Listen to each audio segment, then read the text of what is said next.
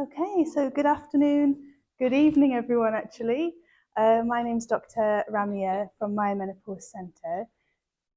So today we're going to speak about the menopause, and thank you so much for inviting me to speak about the menopause today and the impact that this can have on women. Through this session, I hope that you will have an understanding of two key things.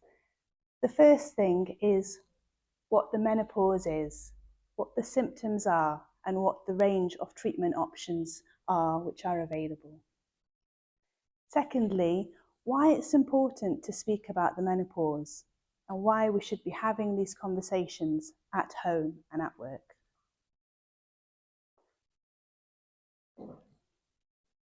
Okay, so just a word on language before we go on. Throughout the session, we sometimes use the terms woman, female, her, but we want to just be clear that our sessions are fully inclusive of everyone. So anyone who's experiencing menopause or going through menopausal changes due to hormonal changes, for example, trans men or some non-binary people.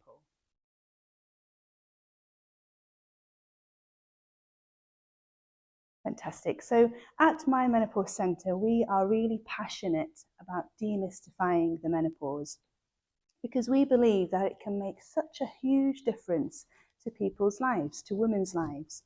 So whether that's at work or in their home life or in their relationships, demystifying the menopause can really help women to thrive in their life. So over the next few slides, what I'm going to do is speak about the data behind how much of an impact menopause can have on women. And then we'll speak about what the menopause is.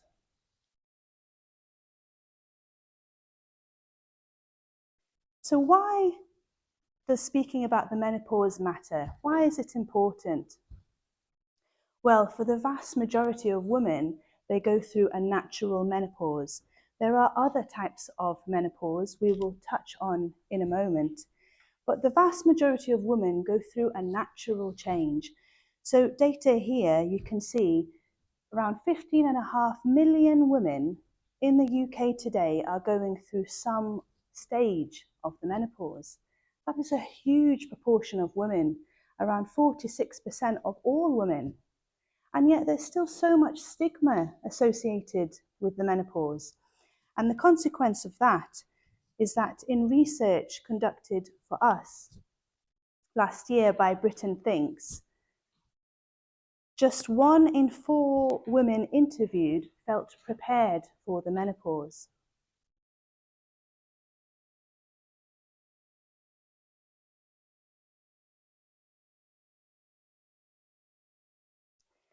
And in that same research, 5 in 10 women underestimated the physical and the emotional symptoms associated with the menopause.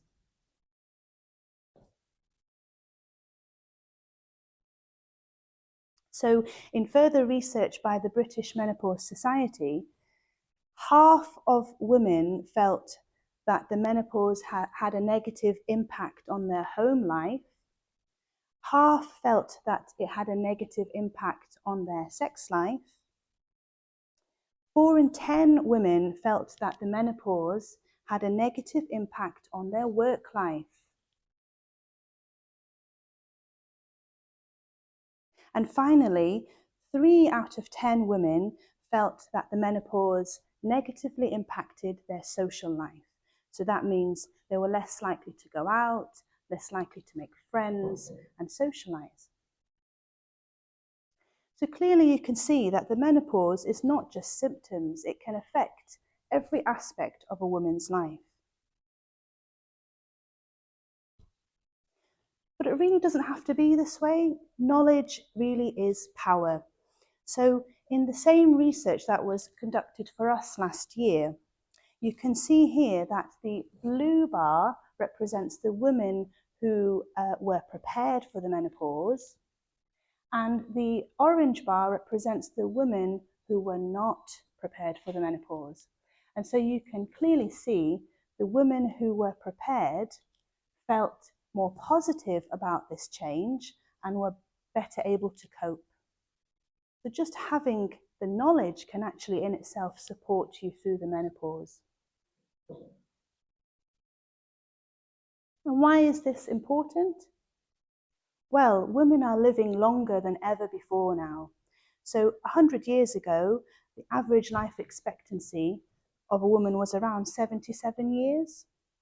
Now women are living longer, so around 89 years on average.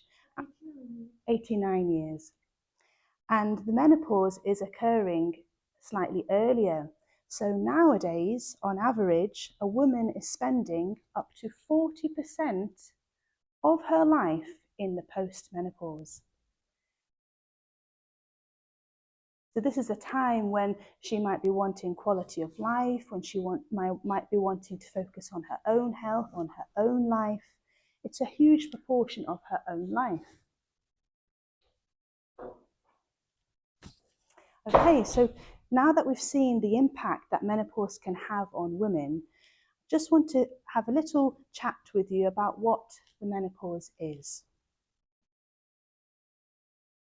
Okay, so menopause literally means the end of the monthly cycles.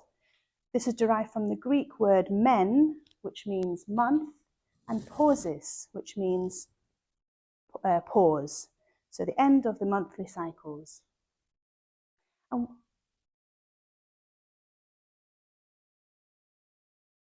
And we like to think of it as occurring in 3 stages. So this slide is a little bit busy, and I'll try and break it down for you. So the orange line represents the estrogen hormone. This is the main sex hormone in the female body, and it's produced by the ovaries. The blue line represents the progesterone hormone. Now this is again produced by the ovaries in readiness for an anticipated pregnancy. And then if that doesn't happen, then the purple squares represent the periods. So you can see that from puberty up until the perimenopause, the hormones are going up and down in a very rhythmical fashion. This is tightly controlled by a tight feedback mechanism in the body, so that in most women, you will get regular periods in those years. And then we hit the first stage of menopause. So the ovaries are then running out of eggs, and as a result, the estrogen level is erratic. It's up and down, there's no rhythm, there is no pattern. And that's when you might start seeing symptoms because of the erratic nature of the estrogen, and because of the deep troughs, the estrogen goes down quite low, and you might start feeling symptoms in those years. And that can start anywhere sort of from the mid to the late 40s. Okay. You'll also notice that the periods could also become irregular at this stage. And then the menopause is when you are 12 months since your last period. That's when we say you have gone through the menopause. So that can occur anywhere between 45 and 55 years of age. The average in the UK is 51. And that's when your ovaries have run out of eggs and your estrogen level has dropped. And then you go into the postmenopausal years, which is the 3rd stage, and that's where your estrogen levels are low and they stay low for the rest of your life. So on average, the perimenopause can go on, so that's the 1st stage, it can go on for 5 to 10 years. And then the symptoms can go on into the postmenopause as we're getting used to the new norm of low estrogen levels in the woman's body. So that is what happens in a natural menopause, which affects most women, but we touched on earlier how there can be other types of menopause. So one of the types of menopause is premature ovarian insufficiency or premature menopause. And this is where your periods stop under the age of 40. It affects around 1% of women, and obviously it can give you physical symptoms, psychological symptoms, but also these women are young, so it can have huge effects on fertility. It can be devastating if they haven't yet finished their family. The treatment for this type of menopause is by and large hormone replacement therapy. So this helps to treat the symptoms, but is also really important to reduce the risk of the long-term health complications, which we will speak about in a moment. The earlier you go through the menopause, the more risk of having these long-term health problems. The early menopause, which is the second one here, is where you go through the menopause slightly earlier than usual, between the ages of 40 and 45. So that affects around 5% of women. And then you've got surgical menopause. A surgical menopause is basically where your ovaries have been physically removed due to various medical conditions, and as a result the hormones drop really suddenly, and these women often end up with a more severe menopause. And then there's the medical menopause, which is where, due to various medications like chemotherapy, radiotherapy, or various medical conditions, you can end up shutting down the ovaries and as a result going into menopause. So both surgical menopause and medical menopause can happen at any age.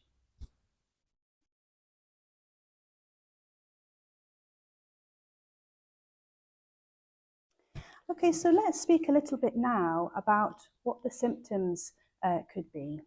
So around 8 in 10 women, so that's the majority of women, will have some form of symptom. Most women on average have around 7 symptoms, although not necessarily at the same time. And then more than 3/4 of women report at least one of their symptoms being severe.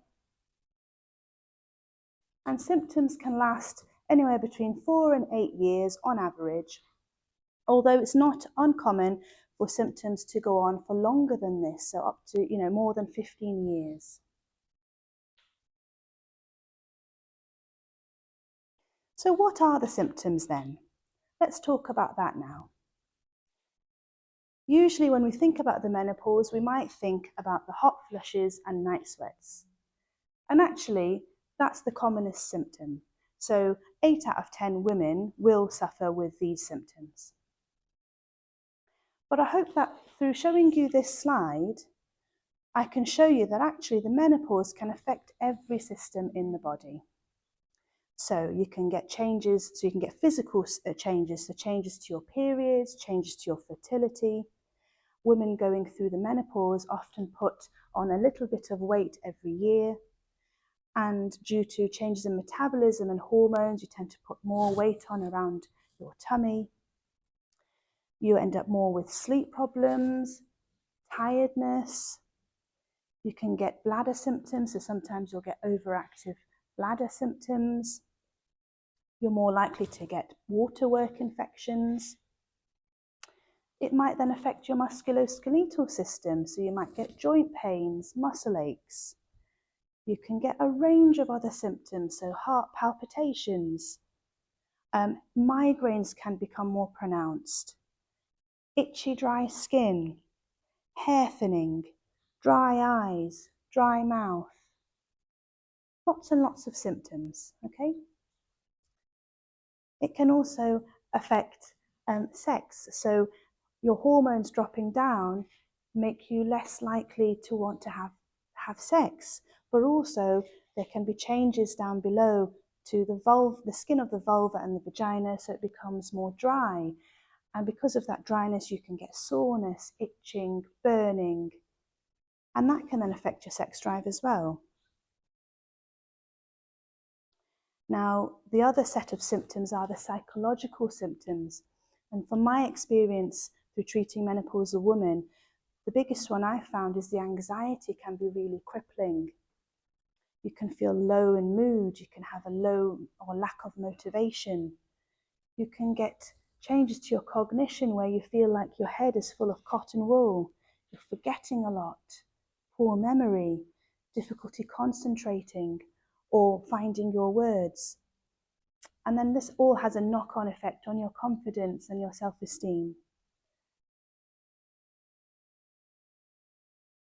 So what we found is that the 5 main symptoms that affect women at work are mostly the sort of psychological symptoms.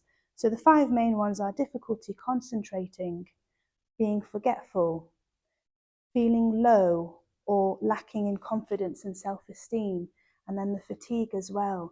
These are the main ones that affect women going through the menopause at work. So earlier on, we touched about the long-term health consequences of the menopause. So this slide just goes through that in a bit more detail. So we know that the menopause is not just symptoms. There's good data to suggest that the lack of estrogen has some significance towards long-term health problems. So if we take heart disease, for instance, as the first one we speak about, we know that estrogen is very protective towards the arteries, the vessels, and the heart.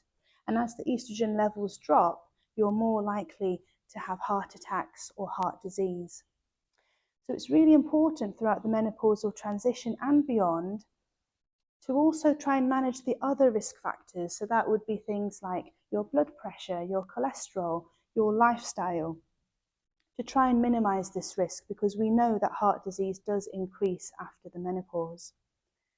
The lack of estrogen can also affect your bones. So low estrogen levels can contribute towards this condition called osteoporosis, which is thin bones that are more likely to break with small trips, small bumps.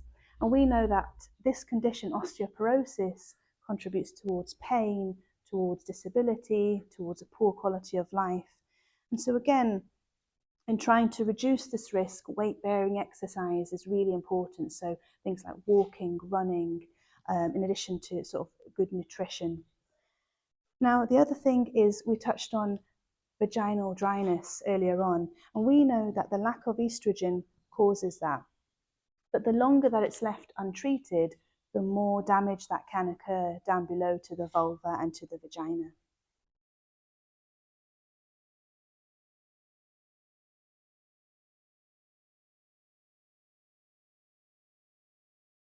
And then the other one is the risk of dementia. Now, there is some conflicting evidence about this one, but we do know that the earlier you go through a menopause, particularly a premature menopause, there's a higher risk of developing dementia later on in life.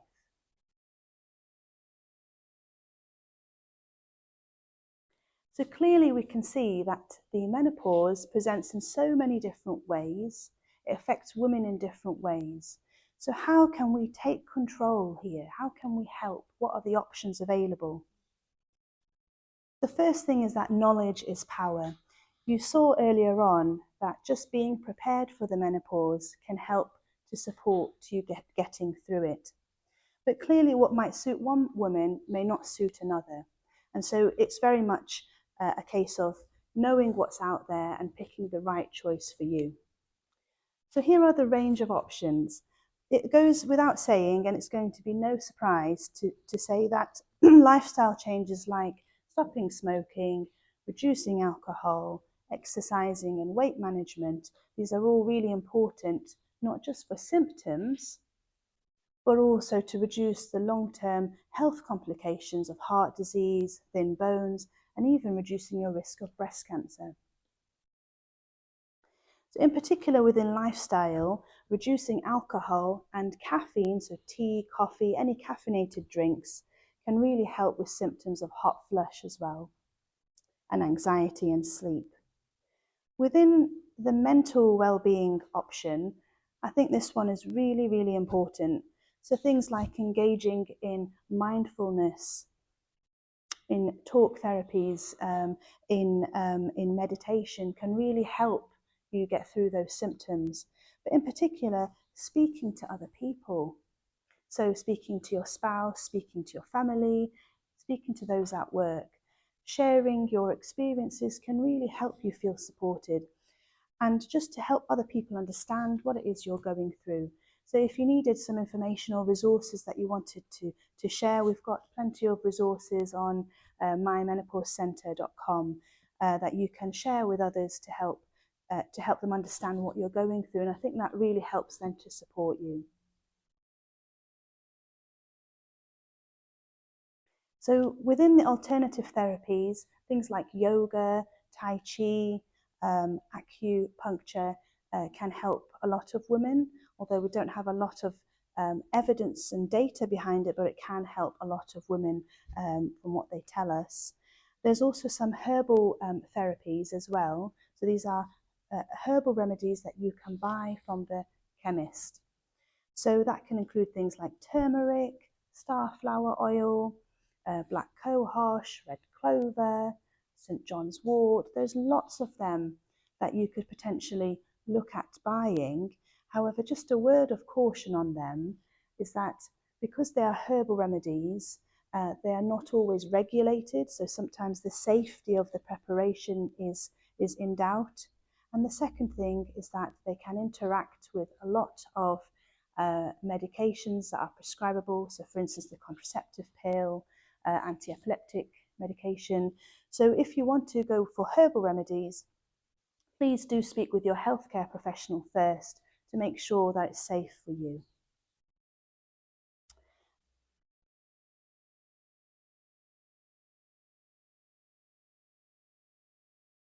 The other option is there are medications which are non-hormonal that can be prescribed. So these would include things like antidepressants, various painkillers like gabapentin, pregabalin, and there are various other ones as well. These can help to take the edge off the menopause, and there's something that your healthcare professional can prescribe. And then, of course, the other option is hormone replacement therapy, which is HRT for short. By and large, most women will benefit most from this option. But of course, HRT may not feel like the right option for everyone, or you may have been told that you can't have HRT, in which case you can see that there are still quite a lot of options still available. Okay. So on this slide, we'll just speak a little bit about HRT or hormone replacement therapy. It is the most effective way of treating symptoms because clearly the menopause is due to a lack of hormones. So we are just then replacing the hormones that your body is lacking, and that's why it's the most effective treatment. So there are three main hormones. There's estrogen, which helps to control the symptoms. Now, I've got a few products that I can show you here. So you can have that in the form of a gel, which is a pump, and you basically just rub that into your arm or your thigh. You can have that as a spray, which you spray onto your forearm. And these two are used daily. Or you can have a patch. Now, they come in different sizes, but this one, is quite a small one, but they can come as a patch, and you change that either once or twice a week. And you apply the patches to your buttocks or your thighs. Okay, so these three options, gel, spray, or patch, these are called the transdermal options. So that's delivering the estrogen through your skin. Another option of having estrogen is as a tablet. Now, if you've had your womb removed, if you've had a hysterectomy, then most women just need estrogen by itself, and that helps to control symptoms. But if you've still got a womb, it's really important to take a second hormone, which is the progesterone. Okay? And this progesterone just helps to keep the lining of the womb thin to prevent it from getting thick with the estrogen, essentially. So you can have this progesterone mixed in with the estrogen in a tablet. You can have it mixed in with the estrogen in a patch. You can have it separately, and you may have come across body identical progesterone. So this is a capsule that you take separately at night, and you can also have it, the progesterone, in the form of a coil. Now this is the Mirena coil, and I bought it just to show you how small it is. So it goes in straight, and that goes into your womb. So it sits, I'll just show you this.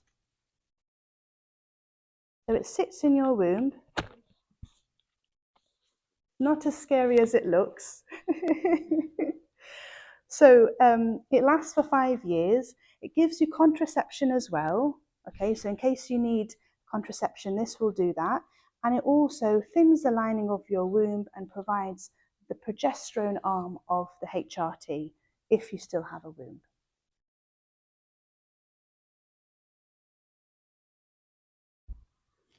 Okay, so the other hormone you might see is the vaginal estrogen. So for the vaginal dryness that we spoke about earlier on, you can get vaginal estrogens that can come as a cream, it can come as a pessary or as a ring. And then some women also have testosterone, and this is just one of the types of testosterone we've got.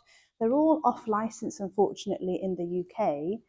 They're all gels, however, and they are used in women who have a low sex drive or poor libido.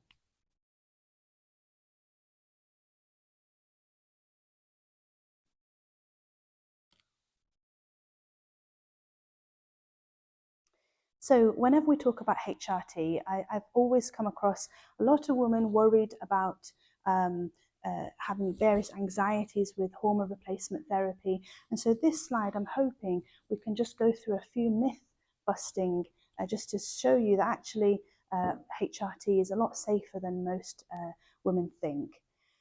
So the first one, HRT causes breast cancer. Well, actually, the breast cancer risk is very, very small.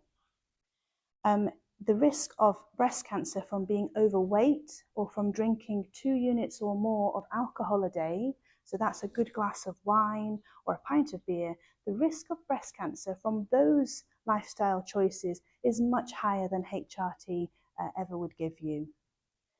Nowadays, we've also got body identical HRT, which carries an even lower risk, so the risk is really quite small.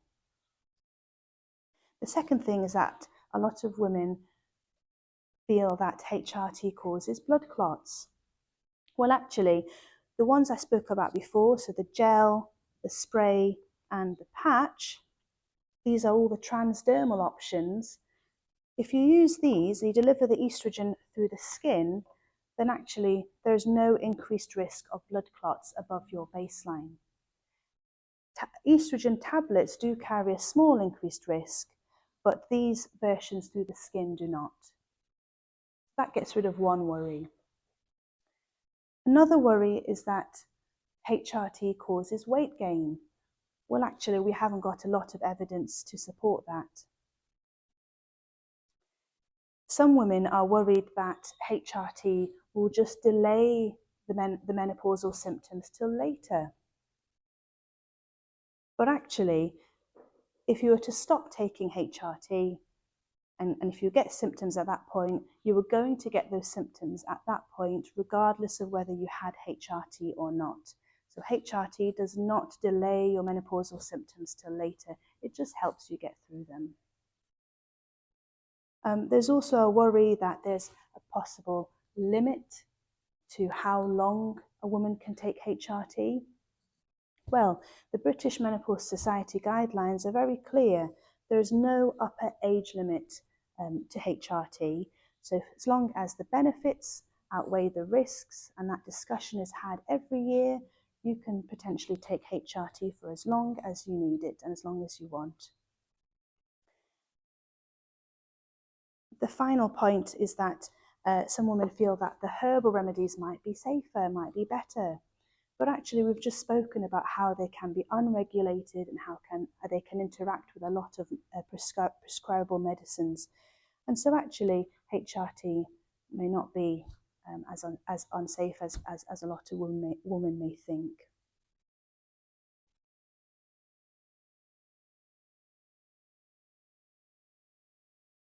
Okay, so we've spoken about what the menopause is, what the symptoms are, and how to take control of those symptoms. Let's just take a brief moment just to talk about how to take control of the menopause at work. So around 4.5 million women aged 50 to 64 are currently in the UK workforce at the moment. And the vast majority of menopausal women are within this age bracket. So that's a huge number of women that are currently working. Many of these women are in senior roles, they're very experienced, they are role models to the younger workers, they're at the peak of their career. And yet they might be really struggling with some menopausal symptoms. So menopause can really impact on engagement, performance, and attendance in the workplace.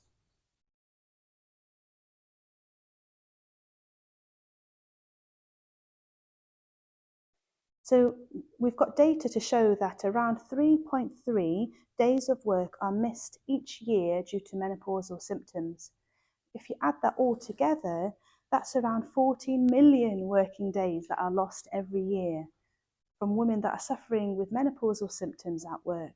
That's a huge loss to the economy, a huge loss in productivity. Menopausal women tend to report work-related stress, and around 10% of women have left their jobs across the UK. And that's because of menopause. So again, a huge proportion of women.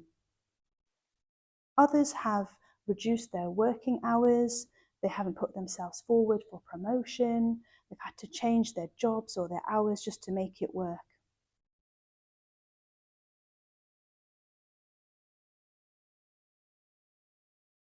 It really doesn't have to be this way.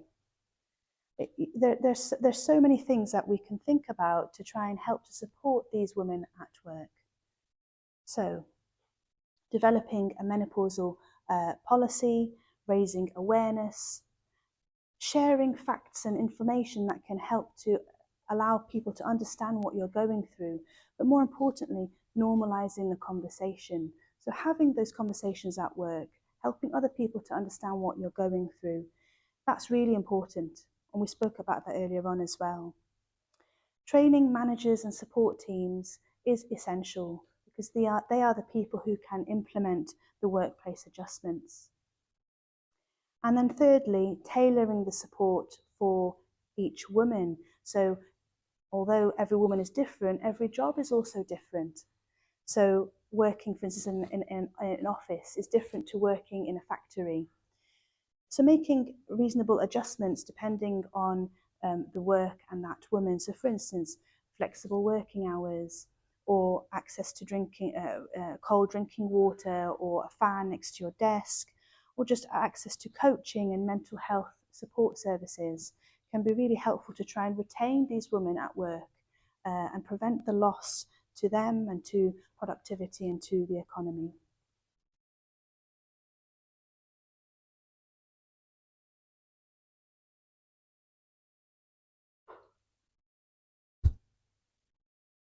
That brings me towards the end of my presentation. Thanks so much for listening, and I hope you found it helpful and enjoyable.